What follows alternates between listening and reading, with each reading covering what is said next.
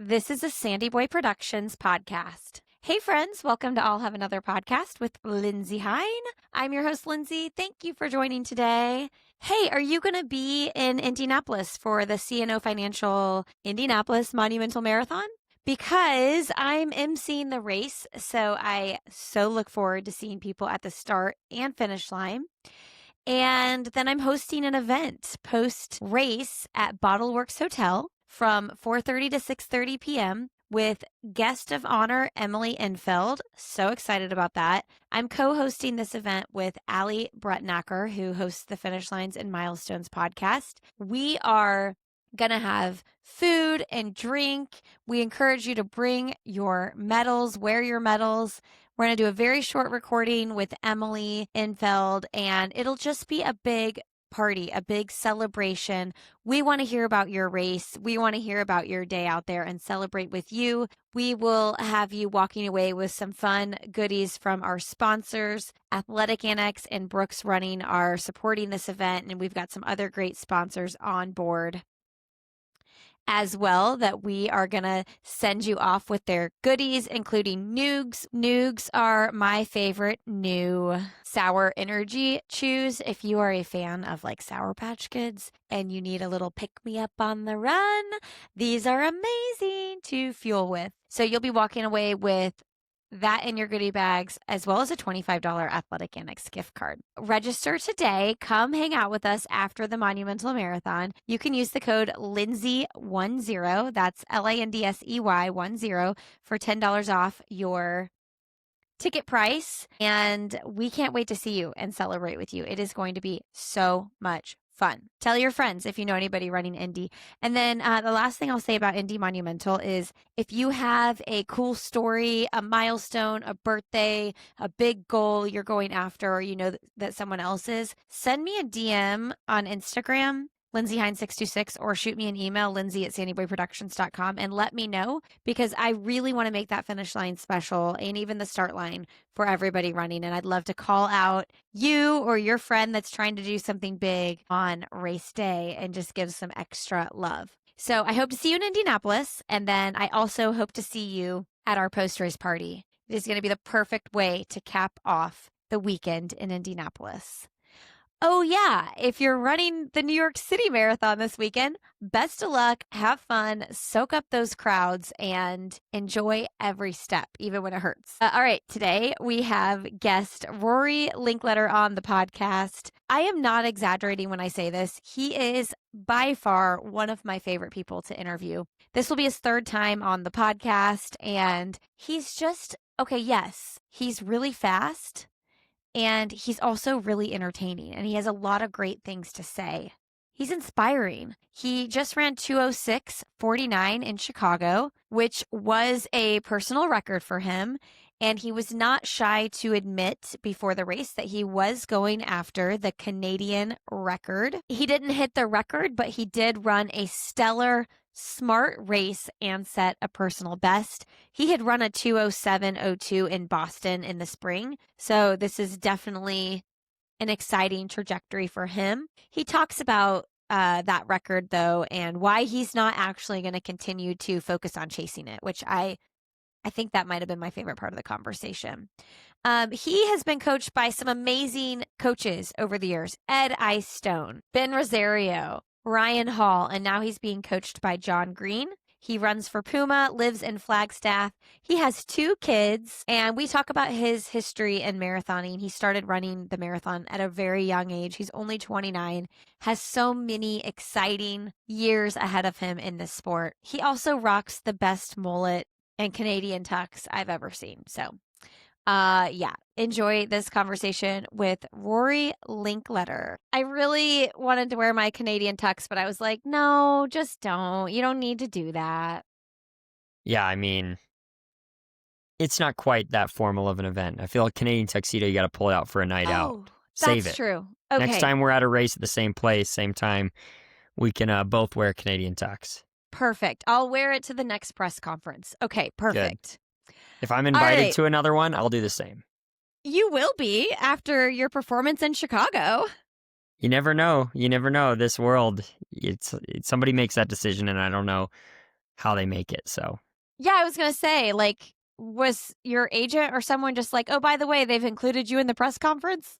yeah, I got an email maybe a week before the race, maybe 2 weeks before, that asked me if I was going to be available for it, or basically said that I needed to be available for it. And yeah, I was excited, and I immediately was like, oh, I got to do something fun. I've never been at one of these for a major, so I made it happen. Had a Canadian tuxedo was kind of the first idea that popped into my head, so I just took it and ran with it. Nobody was more excited about it than I was. I always wonder how they pick who's in the press conference, because I personally in Chicago was shocked that Natasha Rogers wasn't at the press conference. I thought of all the women, like of the American women, she should have been one of the ones up there, I don't know how they do it. Yeah, I mean, if I had to guess, Dakota Lindworm, because she holds the For sure, title Dakota. Yeah. U.S. Olympian. So they're always going to pick a U.S. person. And then I think Venters was picked because it was a debut, and she's coached by Ed, who was on the broadcast. So there's kind of like a couple storylines there to play with. Yeah. And a Nike athlete. It's a Nike race. So you can see how the politics all come together for something like that. For sure. I think I would have just squeaked one more American in there if I could. Okay, cool. Let's roll. We know the drill. Mm-hmm. Rory Linkletter, thank you for coming back on I'll Have Another Podcast. Happy to be back. I feel like it's been a couple of years, so I was thinking about this because I interviewed you before the press conference before Chicago. And we mentioned when you were with NAZ, but I've definitely interviewed you since NAZ because I went back to look, and I remember the specific question I asked you to talk about Ben Rosario, Ed Eyestone, and Ryan. And I had you like break down their differences in coaching. Do you remember that? Yeah, now I do, for sure. Yeah. And so now I'm seeing that you're being coached by John Green. So this is a new development for me. Yeah, it's been going on for just over a year now. His first race he coached me through was the New York City Marathon last fall, which is happening this weekend as we're speaking. So, yeah, we started working together shortly after the Olympics because Ryan, right after the Olympics, decided, hey, I'm done coaching pros unless you're married to me, so I'm not.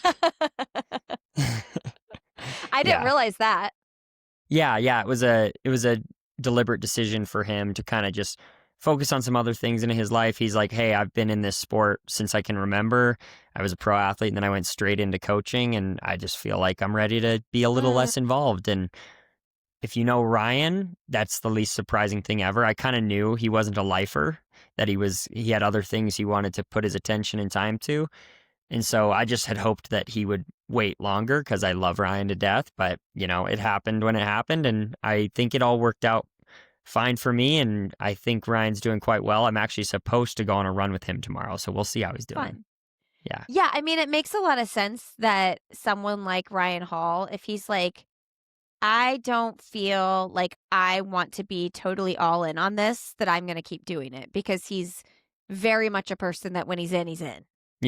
Yeah, absolutely. When I first started working with him, I was blown away at his attention to detail and the things he brought to the table. It was kind of like coaching on another level that I'd never experienced. And that's no knock on my previous coaches. It's just like Ryan thought of things that other people that I worked with just never thought of. So I really appreciated his attention to detail. And I think no matter like how far removed I get from the Ryan Hall experience, it's going to live with me, and it's going to be a reason why I continue to progress in this sport, because he's just an inspirational person. I mean, he's everything he's advertised to be, from like who he was as an athlete and more.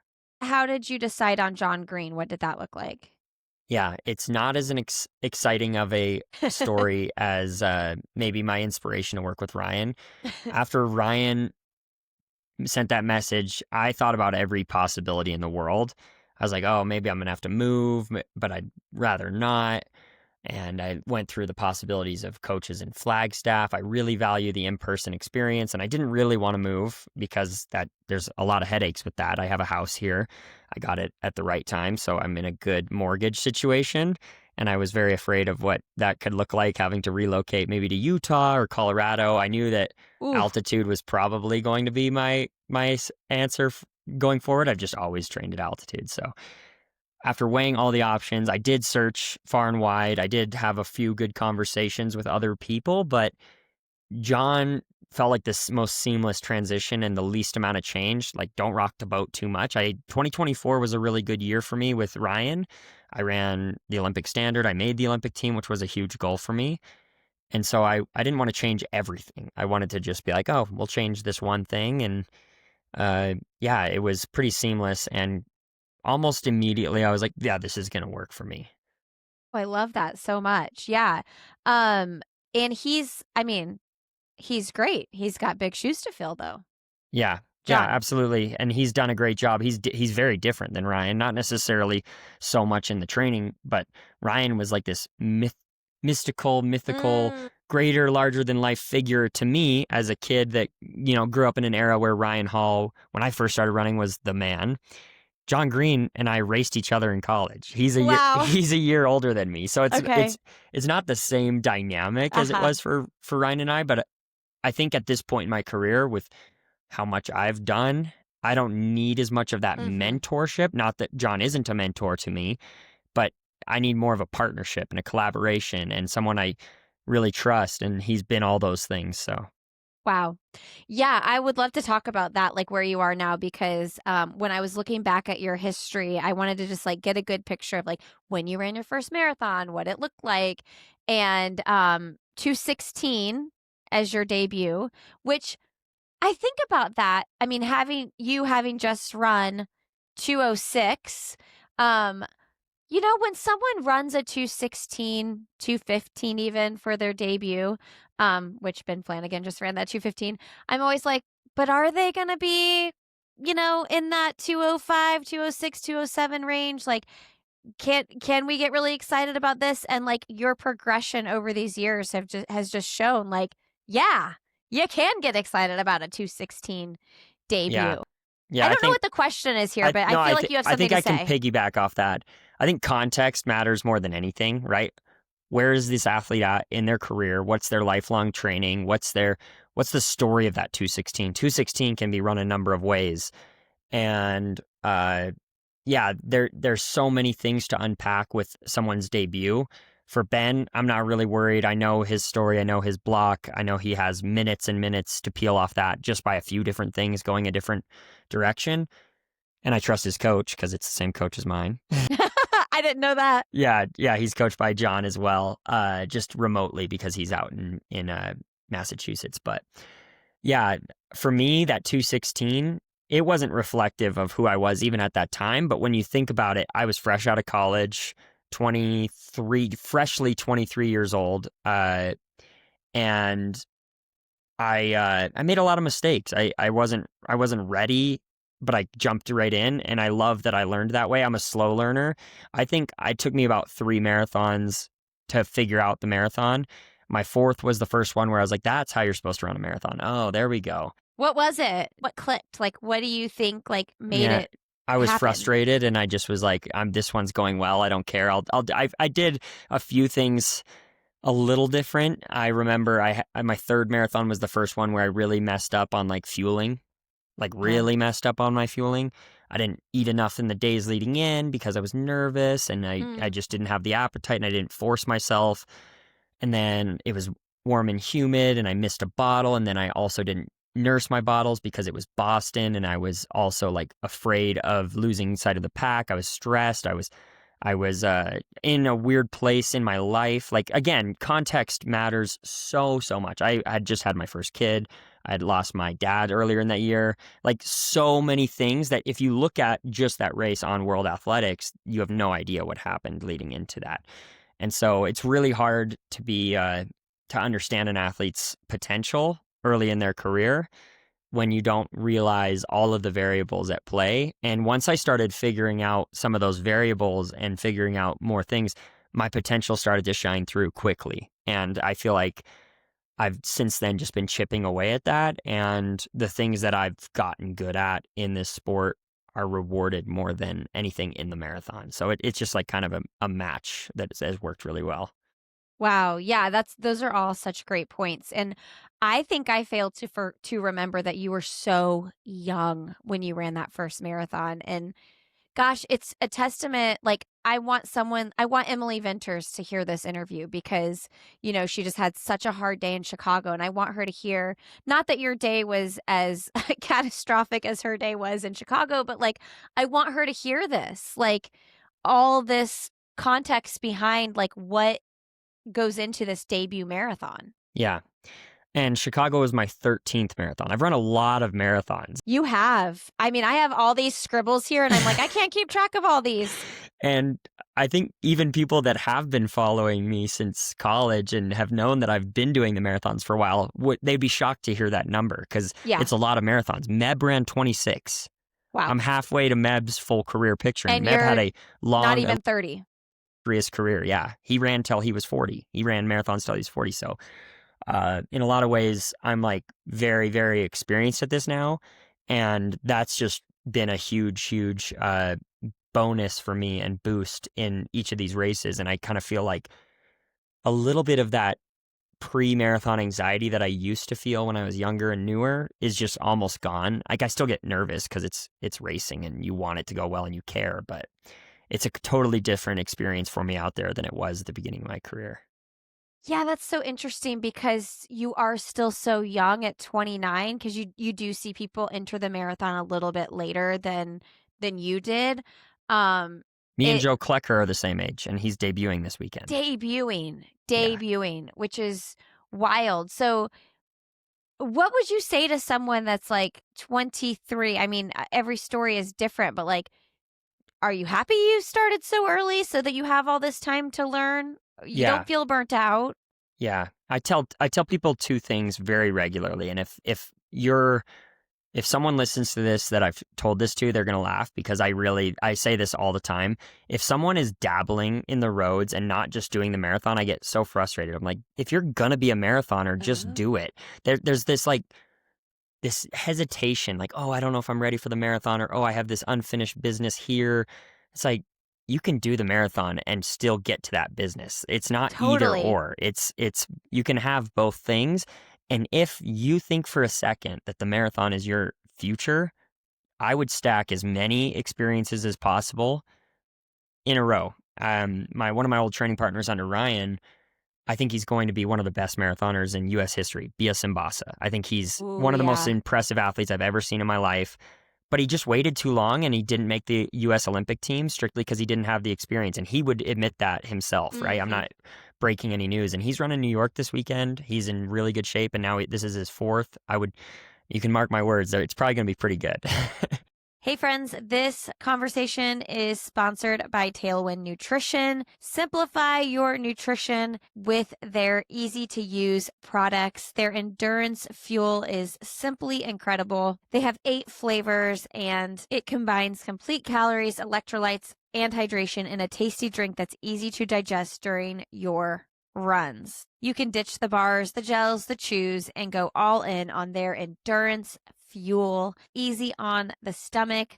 I have athletes that I coach that use this product and love it so much. Their recovery mix is also amazing. The right mix of carbs, protein, and electrolytes with 20 grams of protein included.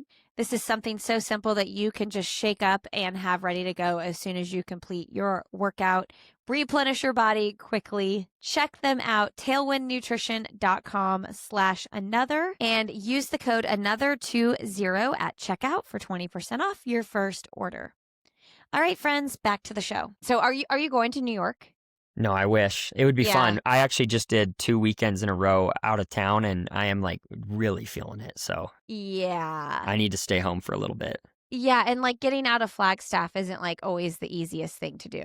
No, it's not. I drove to Utah the first week after Chicago, saw some friends and family, went to a BYU football game, repping my Cougars on my hat right now. They beat Utah. It was cool.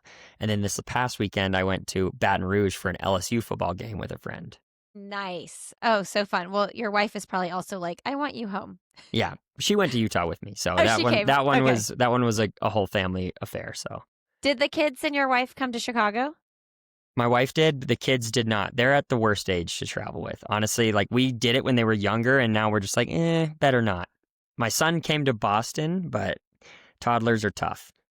And your son's the older one. Yep. He's 4. Yep. And your daughter's 2. Yeah. And she's impossible. She would be the worst travel companion ever right now. Yeah. Like once they can walk till about like 3, no thank you for traveling. And she's the odd kid these days that isn't entertained by screens at all.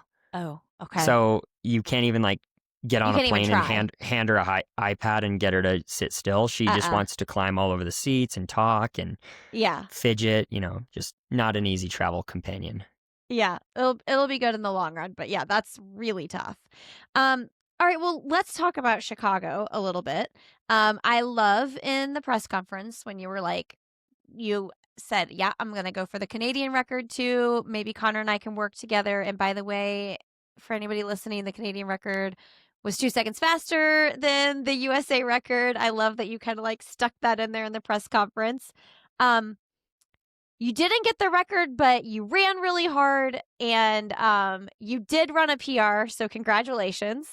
Thank you. Yeah, I feel good about it. I mean, I made the record my known goal, and I'm not afraid to do that at this point. Again, because of the experience I have, I didn't feel like I needed to like keep that close to the vest. I feel ready to do that, and I think in this sport, no one's going to promote you unless you promote yourself. So I had to kind of, wear my heart on my sleeve a little bit, and I don't have any regrets in that, and I don't have any regrets in how I raced, and I still think that record's gettable for me. It's just it wasn't gettable on that day. Yeah, 2:06:49 is what you ran. Second fastest Canadian time ever. Watch out, Cam Levins. He's coming for it. What is the record, though? 2:05:36. Okay, so you got a minute-ish. Yep. A minute-ish. Break down the race for us a little bit. What went down for you? Yeah, so there was kind of this all weekend buildup of like, what's the pace going to be? What's the pace going to be? What's Mance going to do? What's the group behind Mance going to do? Who's going to be in each of these groups? It's a, honestly, for lack of a better word, a shit show. And really, like leading up, you just felt like, I don't know where I'm going to be. Yeah, and even when the race started, I had to be ready to go with either group and see how things went down. And because you don't know how good pacers are going to be and how people are going to actually shake up. And we got out insanely fast, which I knew was going to happen. It always happens. You kind of get this like gravity of the front group pulls everyone out.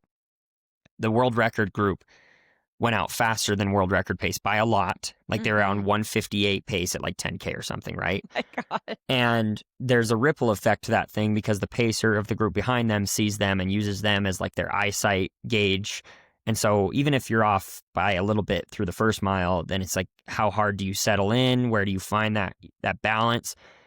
So I went through 5K, funny enough, faster than Kelvin Kiptum did when he did break the world record. So there was a couple things, and I was already in group 3 at this point, right? So, and were you like feeling that in your heart? Like, were you like, ooh, this is too much? No, not really, honestly. I was actually really excited because I was like, this feels great. This is awesome. Like, and I know it's like everyone tells you don't bank time in a marathon, but I love the idea that I was banking time when I felt good. So I was okay with it at the time. I knew we'd settle in, and we did. We did. The next many splits were very much in the ballpark of what we wanted to run. And the problem with it is Mance's group, which was the bigger group, was ahead of my group by such a small amount that they kept pulling us, like the gravity of them kept pulling us back up to them. And so at like 9 or 10 miles into the race, I was just like, we should just be in this group. Like there's more bodies there. They're running the same pace as us. They're just 10 meters, 5 seconds or whatever it ended up being. They were just right there. And so I think it was at the 15K aid station where we got our bottles. I realized if I just like ran kind of hard for the next like minute, we would have gotten back up there with them.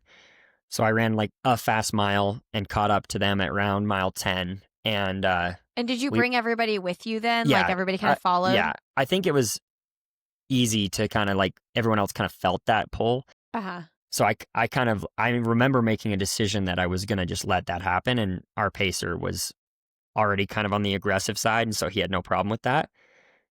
And yeah, we got up to them. I ran the next 3.5 miles right in that group, relaxed, rolling, come through halfway, 62:20, which is a little faster than I planned on, but not that's within the margin of error, right? Like I wanted to go through in 102:30. You can't complain about 10 seconds on either side.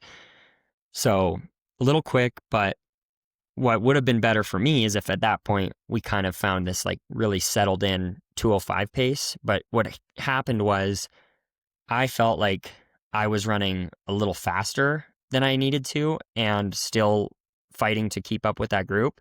I was like, this is weird. This is too early for this. And I ran my 14th and 15th mile in like 4:43 each based on my watch, that's like 204 flat pace. And Okay. I lost contact while Yeah. doing that. While running too fast, I lost contact. Wow. And from that point on, I really ran the rest of the race alone. And that's far from ideal. I think I left a minute out on the course just purely based on that alone. Picking it up too fast, too soon, right in there. Yeah, well, I'm just not having a group for the last 12 miles. Like that's brutal. Nobody wants to do that. It's mentally draining. It's physically like you are wasting some energy by not having anyone to draft off of. And the unfortunate part about Chicago this year was it's a pretty calm year, but the parts where we did have headwinds were all at the end. We're all in like the mile 15 to 21 range, which is when I was running alone. And yeah, I just slowly peeled back and fell apart in the most graceful way possible. Ran a couple 5-minute miles, and then I think at 1 mile to go, I saw the clock and was like, "Oh, I got to pick it up, make sure I get under 207." Still had something to fight for, and was catching people. And so I was like, I don't know what place I'm in. I've done this before. I've been at Boston where I had no idea what place I was in, and I ended up 6th. So you have to kind of act like every place is the most important place in the world. So I caught 3 people in the last mile, maybe 5 in the last 5K, and Wow. got under 207. And I would consider all those to be like really positive, bonus points on what was, in some ways like kind of a depressing last half of the race for me, because I knew I wasn't getting the record the second I got dropped. I'm like, I'm not going to be able to run 63 minutes on the second half all alone. Like this is too tall of an order. So like unless another group came back to me and like I could work with them, I knew it was pretty much over for the record chase, even though I was still running a decent pace. So yeah. Wow. I mean, so yeah, like when you think about your goals for the day, first of all, I love that you put it out there. Same with Dakota. Like she was like, I want to try to break 220. Like it is so fun to cheer for people when they put it out there and they say like, I've got this big goal and I'm going to swing. I'm going to go for it. But when you evaluate the race looking back, like what would you say were like, what's a great day? What's an okay day? How would you evaluate your race? Yeah, I don't think I could have done anything different in terms of execution. Mindset, maybe I could have been a little bit different in those hard middle miles. Maybe I could have found like a different groove to kind of get a little bit more time back, or maybe I could have fought for another mile and just seen if that group slowed down. But at the time, I'm thinking, man, I just can't do this for 12 more miles. I can't keep riding this line, or else I'm not going to finish. And at the end of the day, you just want to run good marathons above all else and continue to put together good efforts in this sport. It's hard to do. And yeah, I think if that group was a little bit more conservative in the middle, I think maybe I find a second wind. I find an ability to dig a little deeper. And I think after evaluating it with my coach after the race, I felt like we left a minute out there just based on circumstances, not on my decisions, but on circumstances. I think that the sub 206 was on the table, and that's within spitting distance of the record. So yeah, we'll take it and we'll learn from it and get a little bit better. No, that makes so much sense. And like you said, like circumstances you can't control because you can't control what the groups are doing. But I also am hearing, based on what we've just talked about, like the whole experience situation is like these tactical things that you decided. Like 5 years ago, would you have been like, I'm going to keep hanging on for dear life as long as I can with that group? But instead you were like, I can't do that. I know I can't do that, even if it means I'm going to run alone. Yeah, I've always kind of been like a graceful death person in the sport. Like I'm good at knowing when my body isn't going to be Ah, able to keep doing something. uh-huh.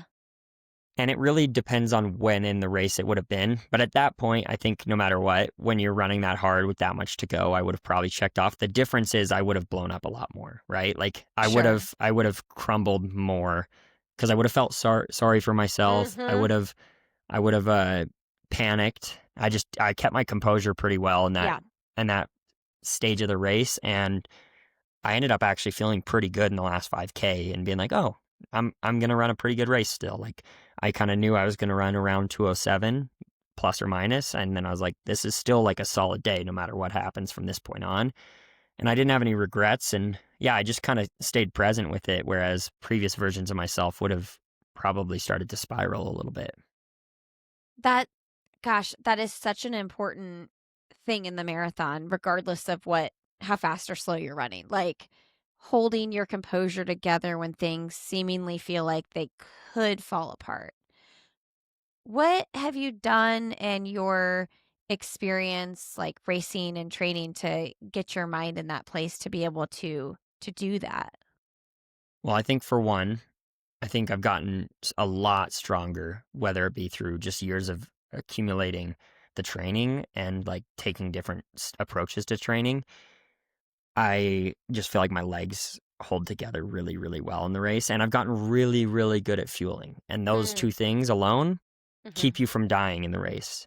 There's, I've heard CJ Albertson talk about this before, where it's like, he's like, you can run marathon pace in theory forever if your legs can do it and you can consume enough sugar, right?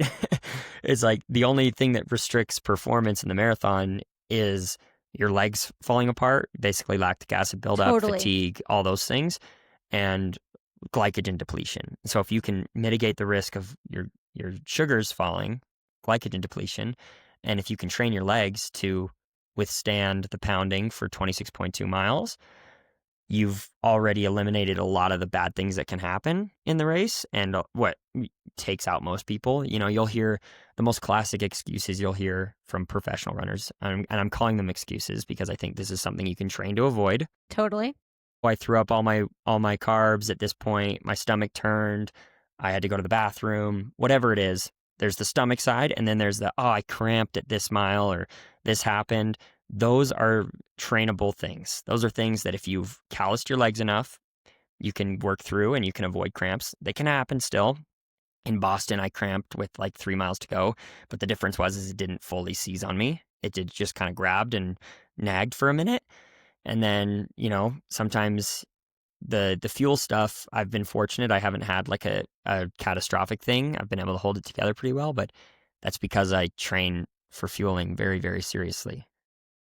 Yeah, I mean, I can't imagine a world where you can't like make that just as important as everything else you're doing at this point and what we know, like sports science wise, right?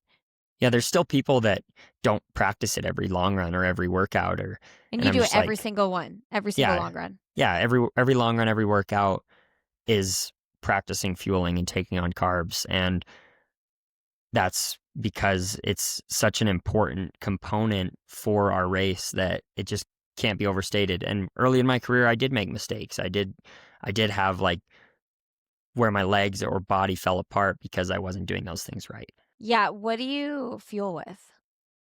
Blanks Sports Nutrition. They're kind of a new company. They're actually Okay, based here in Flagstaff. I know the CEO, founder, president, whatever you want to call him, very well. One of the smartest guys I know. Love him to death. And yeah, I started working with them basically at the inception of the company, and it's been really fun. So and now they're gaining a lot of popularity, especially in the pro field, because they, you know, it's kind of a trickle down effect. One person does it, totally. they tell their friend, or someone's new to the marathon and they're like, "Oh, what do you use?" They try it. So I think it's gaining a lot of steam right now. Yeah, I saw on an Instagram post you were aiming for 95 grams of carbs an hour. I aim for around 100. I usually have around 2 to 240 on course, give or take. In Chicago, because of the pace we were running, I was conservative with my carbs. And I know that Really? might sound weird because And maybe there's a sports scientist that could tell me why that was dumb. But here's my logic is I knew I was running too fast to consume and stomach that many carbs. Like Okay. I knew I was going to be running faster than true marathon pace at some point. Mhm. Mhm. Early, late, whatever it was going to be to run. I knew I was going to have to run 204 pace for a long time. And 204 pace is not my marathon pace yet. So I Mm. know I can't consume carbs at the same rate at that pace. I can consume them very easily if I run a little slower. But because I knew I was going to be running too fast to consume them, I was like, I'm going to be conservative on that and hit the minimums instead of the maxes. And Yeah. different races call for different things. And I knew the weather was pretty good, the course is flat, and there's going to be less things that I have to worry about here.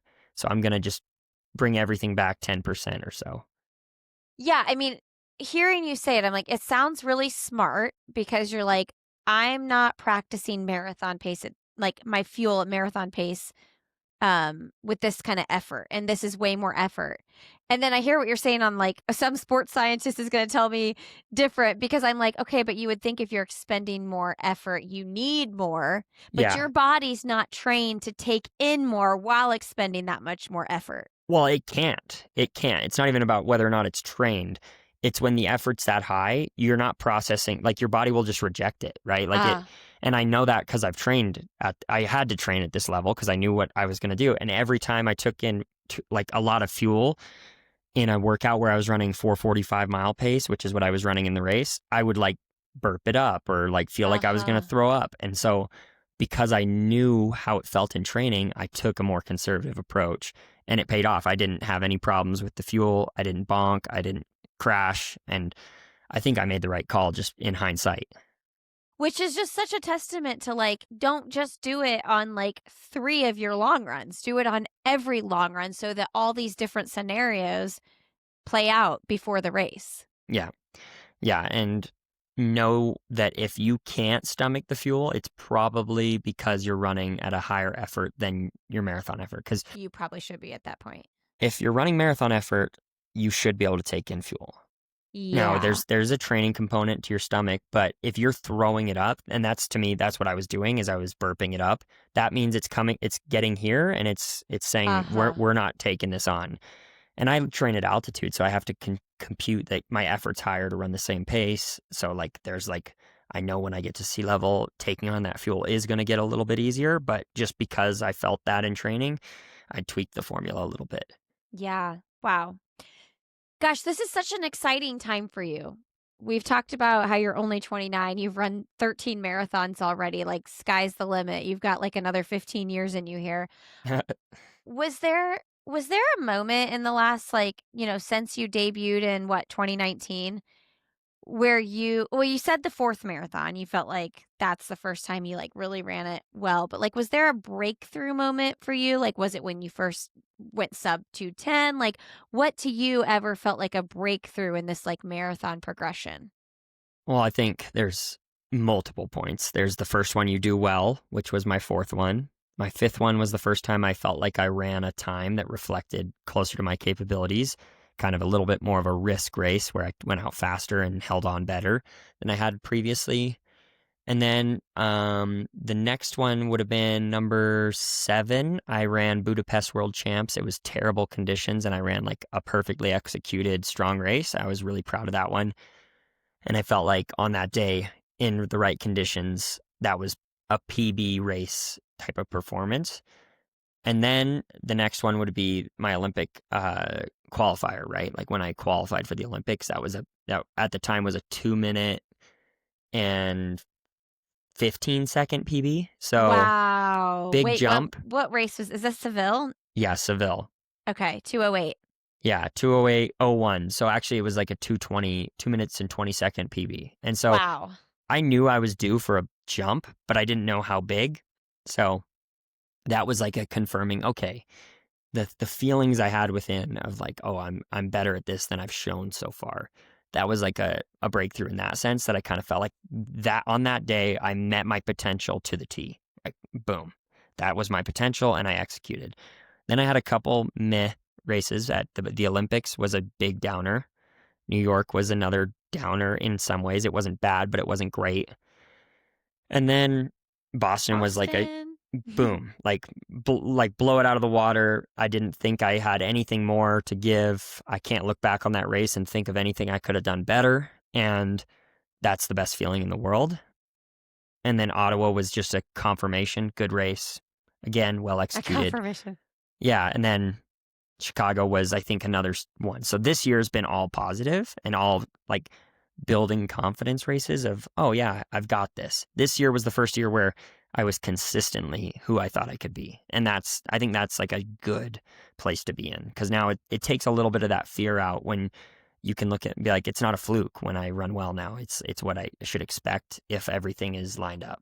Hey friends, this episode is supported by Cornbread Hemp. If you are looking for a great way to relax and you want to skip the booze, check out Cornbread Hemp seltzers. They are not only delicious, but they give you a nice, relaxing feeling without the effects that you experience when you have alcohol.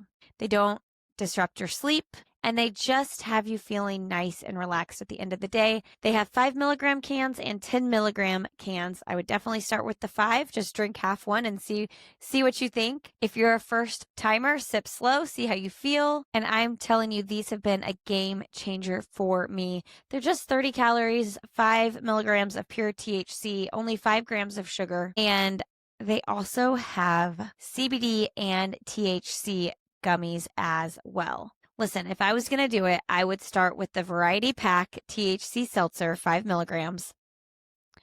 And I'd go ahead and grab the CBD Sleep Gummies. And then my favorite gummy flavor is the Cherry Lime Chill.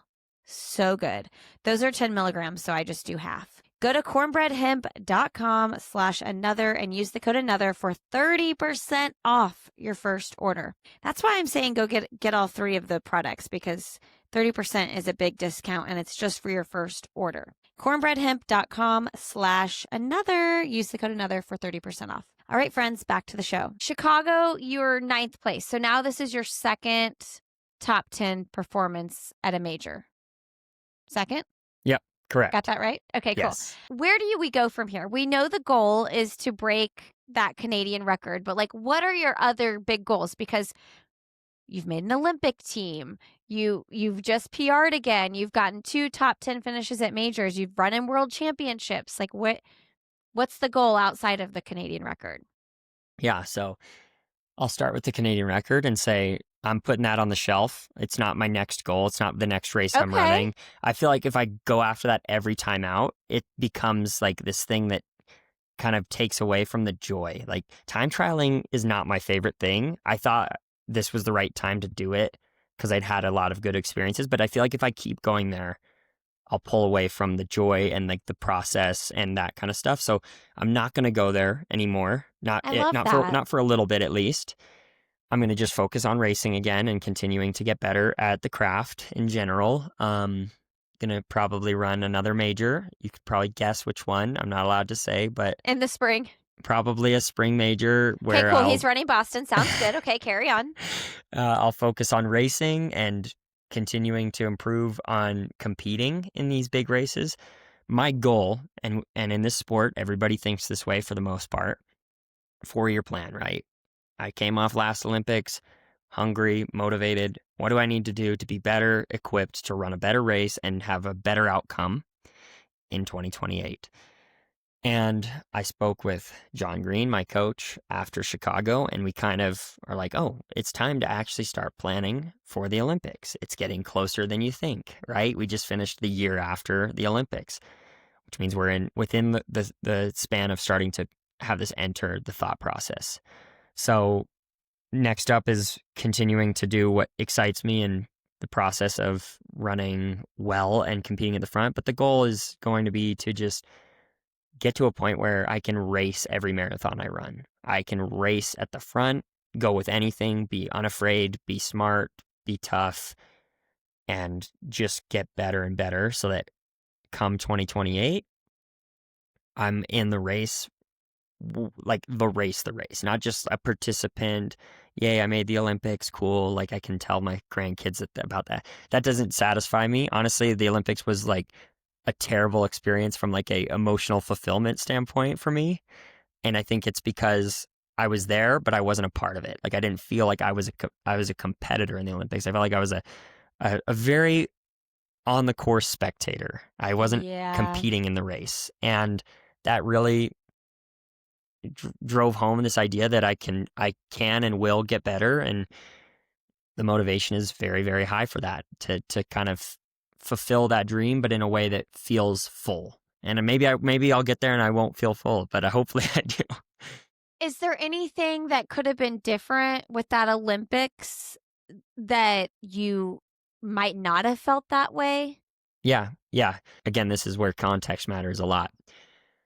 That build was not perfect. There was a little bit too much life going on for my Olympic build. Nothing crazy, just a couple things here and there. And coming off Seville, I wasn't good at this point in my career at like building off of one marathon to another. I kind of had this like choppy re-entry into running. There was a point 3 months before the Olympics where I was like, am I going to be on the starting line? Like my body's like not feeling great going into this build. And that was a big stressor. And yeah, Ryan and I, that was our last build together. And to be completely honest, he was already a little checked out of coaching. And that was hard for me. He was in Crested Butte in the summer, which is what he does. So I didn't have a coach present for a single workout of the Olympic build. And that was really, really hard for me. And I'm not mad at Ryan for that. I needed more. And that was a good experience for me to go through, honestly. And then on the day, I had this plan that I was going to outsmart the best runners in the world by running this cool, calm, collected, calculated summer hilly race where I was going to pass a bunch of people in the last half by being smart. And I will never do that again in my life. I think that's the worst race plan for a professional ever, is to think you're going to outsmart the best runners in the world that are supremely talented. You just got to go for it. And so now it's about putting myself in positions to go for it.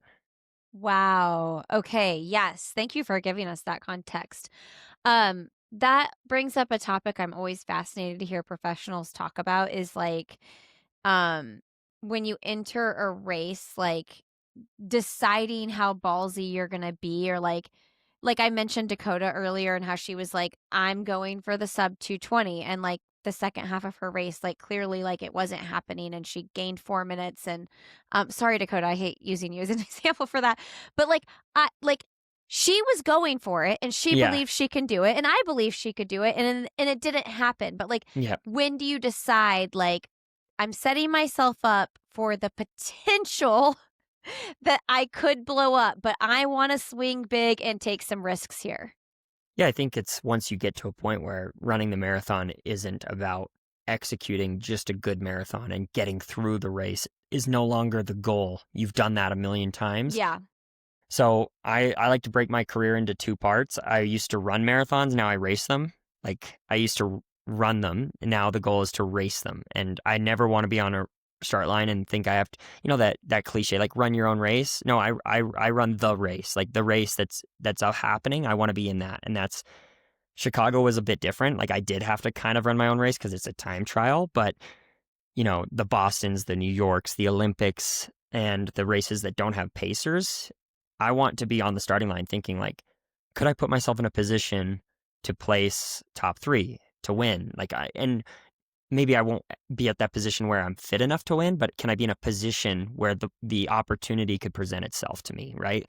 There's a lot of things that have to happen for the special day to happen, but I look at Meb and I look at Dez as two of like the premier examples in our sport of being kind of on that edge of you're good enough. On the right day, things go well, crazy things can happen and you can do something spectacular. The way to get that is to just, cliche as it sounds, keep showing up, keep doing the same thing, keep doing that. And Des kind of did it in a run your own race kind of way, but she was so good that she could do it in her way. But if you look at Meb went with the leaders every race of his whole career. He just went with the leaders. Sometimes it went really well. Sometimes it went poorly. Most of the time it went pretty well, though, because he was spectacular. And you look at Connor, the way he runs, he basically goes like he can win the race every time. And I want to do that. And I believe because Connor does it, that I can also do it. Connor is someone I've trained with, I've been teammates with before. And I feel like if that's his mentality, I shouldn't shortchange myself at all. It's so good. That's so, so good. And I love what when you're saying that too. I just think to back to what you were saying in Chicago when you were passing all those people. Like, you have no idea what place you're in. You don't know if how much closer are you getting to the podium. Yeah. You don't know who's dropped out of the race at that point.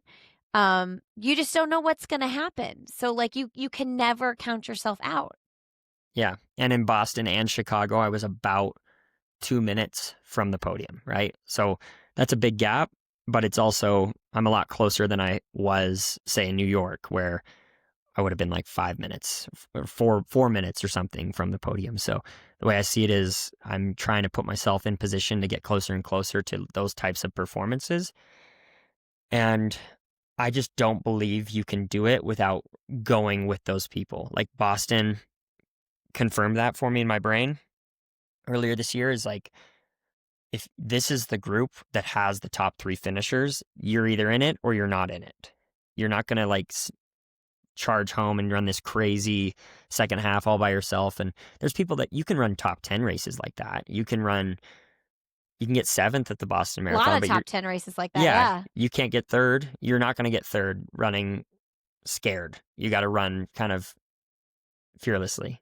Gosh, I think Emma Bates is a good example of someone who's shown up like that too. Been like, I'm sticking with them for as long as I freaking can. Yeah. Yeah. And that is what excites me anyways. So I think that Yeah. now it's just stacking builds and finding the fitness in there to actually be able to do it. I want to talk about the time thing that you mentioned because you said I don't want to I'm not chasing that record right now anymore. Like, I put it out there for this race and like I am not going to let that suck the joy out of what this is for me. I just want to hone in on that to the listeners because we get obsessed with times. We get obsessed with Boston qualifying, we get obsessed with OTQ, we get obsessed with breaking 3 hours. And it does suck the joy. I mean, it is so fun to have a goal to shoot for. And as an everyday runner, like, obviously we're not competing for podiums. Those are the things we can get hung up on. Um, but yeah, I wonder if you can speak to that just a little bit more, like how we can like approach this in a more, gosh, balanced is such an overused word. But do you know what I Yeah. mean? Yeah. Like obsessing over these times. Yeah. I'll caveat it by I want to get better and I want my performance to be better than a 206 performance. So in a way, I'm trying to continue to chip away, but I won't be focused on this record set by someone else. It'll be focused on what I can do to get better at what I do. And for someone else, I coach a lot of people. This might just be, instead of looking at your PB or looking at a time you set arbitrary, wrote on your mirror or something, I want to be sub 250 or I want to be sub 3 hours, whatever it is, right? Instead of thinking about that time, why don't you think about training as hard as you can, getting as good as you can, and then making informed decision on how to race based on that feedback instead of based on the time you wrote on your mirror. And that's what I think is important, is instead of talking about your goals, all build and rate and training for a goal, train to get better, and then let the goal on race day kind of come out of you based on your training. And I would encourage people that are hung up in this time trial, get a little faster, get a little faster. Try to run a marathon without thinking about the time the whole time. Like, go out there and try to feel marathon pace the whole time. Because I think most people run slower than they could run because they're looking at their watch and being like, oh, that's too fast for me, or oh, that's too slow for me. And I would have run slower if I was following logic and reasoning at Boston, but I was thinking, I need to be in this group and I need to go with this. And I was freaking out in the moment and I didn't think I could keep going, but I was like, I got to be here because this group is the group. It was do or die. And I surprised myself on that day. And I think that's the joy in this sport, is when you do something you didn't know you could do. Like, you're like, whoa, that's a surprise. And it gets harder and harder to do that as you keep doing this sport. You get harder to surprise. That's so true, though. It's so, so good. You're not running the marathon project, are you? No. Okay, why did I think I read that somewhere and I was like, surely he's not the kind of guy that turns around and does a marathon so quick. I mean, I've done the quick turnaround marathons before, but I did that with Boston to Ottawa this spring. Okay. And my coach, John Green, said, we're not setting the precedent of 4 marathons a year. Okay. So, and I'm glad he said that because I'm definitely due for a decent downtime and I'm Okay, taking good. that. But I showed up on the Marathon Project podcast. Maybe that's where you got it. That's where I got it. Yes. So did you just showed up as someone who's run it in the past? Yes. Yes. Okay, that's And why that was in my head. yeah. And I'll go watch because I'm coaching a few people that are doing it and I have a few friends that are racing and I'll be there. It's only a 2-hour drive from me. So Cool. I'll go watch it because it's exciting. It's a cool little spectator experience. Get to watch people come by every 4 miles. And if you bounce around, you'll probably see people 10 plus times. Yeah, I was just talking to someone who's running it with the like amateur runners. And it's so cool. It sounds like they're just like setting it up so that they have such a experience that high level athletes get. Are the athletes you are coaching, are they running like with the everyday people or do you have some pros you're coaching? I have one person that'll be in the pro field and 2 or 3. I want to. I'll just say 3 just in case. 3 people doing the amateur. Okay. Yeah. So 4 total, and yeah, I think that's right. I mean, And your coaching, is it through Ryan's, like it's through the Run Free coaching, right? yeah, I have a few people that have come to me organically over the years that I've coached for a long time, pre my experience with Ryan, but I've been working under the Run Free umbrella for Okay. a little bit. Yeah. Okay. And how do you like that? Like how much of your like professional career is dedicated to like the coaching part? I imagine. Yeah, I think it's a fulfilling thing to do and it's a good way to side hustle a little bit in this sport, right? Sure. Like more predictable income. When we run a race, you don't know if you're going to get paid 2 months later or 6 months later, right? But Uh, if I coach, I get paid every month, right? yeah. That's predictable. And so Yes. it's nice to have something that's a little bit more predictable in your life. And then also just uh, filling a little bit of time was the original intent. Obviously, I have 2 young kids and I don't need to worry about filling my time anymore, but I do. I fill my time with that and I've had a lot of really positive experiences through it. So it hopefully will help me grow as a person, as an athlete, and who knows, maybe one day I'll be coaching full time and that'll be something that is fulfilling for me. But for now, it's just a really fun side hustle that fills my cup in different ways.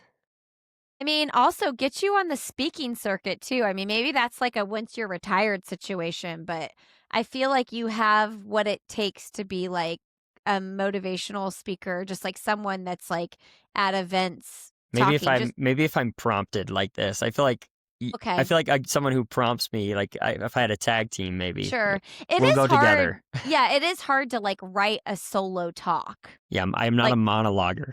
yeah. I get that. Okay, well, let's wrap up here just with some fun stuff. Like, do you have any books, podcasts, new music, anything to recommend to the listeners? Gosh, that is a good question. I mean, honestly, like outside of running, I just basically consume a bunch of sports stuff. Okay, like what are your So, favorite sports outside of running? I mean, I love football. I said I went to 2 football games after Chicago. That was like a planned thing. I planned Okay. my downtime was 2 college football games. And so I listened to like Pardon My Take or the Bill Simmons podcast or the Ryan Russillo show and I watched all 18 innings of the Blue Jays Dodgers game 3 of the World Series, which was a marathon in itself. Wow. 7 hours I think was how long the game was. So that was fun. And yeah, I mean that's basically what I do with my time when I'm not with my kids. Sometimes I do it with my kids as well. But yeah, I run and I consume sports in every facet. I'm not currently reading a book, but I did just get gifted the new Matthew McConaughey book from my coach. So I haven't dove in yet, but I think it's called Poems and Prayers. And so maybe next time we talk, I can give you a review on that. Yeah, I saw he was doing, because man, when his book Green Lights came out, he hit that podcast circuit like it was nobody's business. I was like, man, can anybody get Matthew McConaughey on their podcast? Should I try to get Matthew McConaughey on my podcast? But I heard him being interviewed about this book too. It sounds like it has a lot of like spiritual God stuff in it that I thought might be really interesting to read. Yeah, I again need to crack it open, but I'm excited because I kind of love Matthew McConaughey. I Me actually too. I have a green lights tattoo. I No, don't know you if you've noticed don't. that. So I'm a big. It's kind of hard because it contorts as I twist my arm, And but is it from, like, you have that from the book? yeah, I was just like, oh, I love this book. And I honestly, when you're a tattoo guy, you've made up your mind. It doesn't take much to convince you to get a new tattoo. Um, I haven't read that book. Do I need to read that book? I think so. I think if I mean, I loved it, obviously. So there, Okay. that's my book recommendation. Go read Green Lights. Well, I guess I'll just have to read both of them then. Okay. And then who's your football team? I know we like BYU, but do you have like an NFL team that you are Yeah, cheering for? it's so random. Baltimore Ravens. Really? Yes. So this is so random too. We live in Raleigh, North Carolina, but one of my kids is a big Baltimore Ravens fan for nobody knows why. And we have neighbors that have season tickets, and two of my boys just went to a Ravens game 2 weeks ago. Oh, nice, nice. That's awesome. They lost horribly. Yeah, they're having a rough. They're turning the corner right now. They've been had some Yeah. injuries. They're about to turn the corner, but yeah, I love my love for the Ravens is like probably Where did it come from? it's just like when you're a kid and I lived in a place without an NFL team, so I just as a fan of the NFL jumped on a team from a very young age. I don't know if it was the colors, I don't know if it was Ray Lewis and Ed Reed and that defense back in the day when I was a kid, but I picked them, and I have a lot of random sports fandom, but I stand by them all, and they make zero sense in a collective. I'm probably one of one with my 4 core sport teams that I support. Well, wait, you got to tell us who the other teams are. Okay, so I'm a Ravens fan, a Nuggets fan, so Denver Nuggets, Baltimore Ravens, Calgary Flames, which is the only one that makes logical sense because I'm from Yes. Calgary, and then Boston Red Sox. So Okay. Yeah, yeah, just totally random. Well, it makes sense though. I mean, that's what I was saying. Like one of my kids is a Ravens fan, one of them is a Detroit Lions fan, and one of them is a 49ers fan. Like no rhyme or reason either. Like no there's no Panthers like fans. no, no Panthers fans here. No, no, no. And then my other one, I don't even, he doesn't even, I mean, he watches all football, but I would say probably the Colts he would be most excited for because we're from Yeah. Indianapolis. There we go. But yeah, that's so random. Okay. Send us off with a good message to leave with the audience. Man, I feel like the theme of today is basically find what motivates you. I feel like I talked a lot about like what's motivating me in this next chapter, whether it be what's your like 4-year cycle, what's your Olympics that you're looking for, what's your process oriented thing that you can focus on instead of the stopwatch. And yeah, I think that when I work with people in this world through coaching, that's something that constantly comes up, and I feel like people when they chase these times, they end up pulling back the curtain, and then they hit that time and they feel empty. But instead, if you focus on a process, focus on finding that joy in the sport, that nothing it beats that, and try to surprise yourself. One of my favorite people to interview, Rory Linkletter. Thank you so much for coming up back on the podcast. Thanks for having me. All right, friends, thank you so much for joining today. Thank you, Rory, for sharing your story and being an incredible athlete to watch and an entertaining athlete to watch as well. You all can follow him on social media. He is Rory_Linkletter on Instagram. You can find me. I'm Lindsay Hines 626. I'd love to connect with you over there. And you can learn more about this podcast and all the shows in our network at sandyboyproductions.com. We've actually got 2 shows joining the network that I'm really excited about. So keep up to date on the website over there for that information, sandyboyproductions.com. If you're going to be in Indianapolis next weekend for the Monumental Marathon weekend, definitely grab tickets to the live event I'm co-hosting with Allie Bretnacker, presented by Brooks Running and Athletic Annex with special guest Emily Infeld. It's from 4:30 to 6:30 at Bottleworks Hotel. It's going to be fun, festive, and I hope you'll be there. The link to grab tickets is in my Instagram bio, Lindsay Hines 626, and we'll also have it in the show notes at sandyboyproductions.com. Thank you for being here, and we will see you next week on I'll Have Another with Lindsay Hines podcast.